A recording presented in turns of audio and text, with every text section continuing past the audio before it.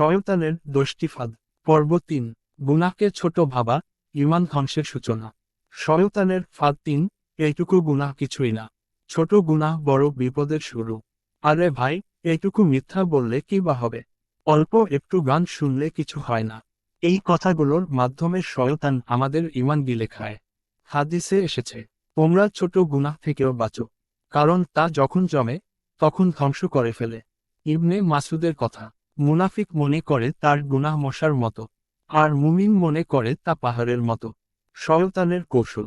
সবাই তো করছে, বলে স্বাভাবিক করে তোলে। এটা তো হারামি না, বলে সন্দেহ জাগায়। গুনাহকে অভ্যাসে পরিণত করে। ফলাফল কি?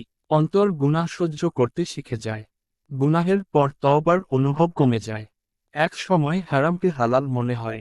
ইহার সমাধান হিসেবে ছোট গুনাহকেও ভয় করো, প্রতিদিন তওবা করো, নিজেকে নিয়মিত হিসাব দাও। দোয়াটি বেশি বেশি পড়া। হে আল্লাহ, তুমি আমার অন্তরকে গুনাহকে ঘৃণা করার শক্তি দাও। ছোট হোক বা বড়, আমাকে সব গুনাহ থেকে হেফাজত করো। শয়তান গুনাহকে ছোট দেখিয়ে শুরু করে, আর শেষ করে ঈমান ধ্বংস করে। সতর্ক হও। পর্ব 4 আসছে। অহংকার, ইবলিসের আসল রোগ। শেয়ার করো, যেন অন্যরাও ছোট গুনাহ থেকে সতর্ক হয়।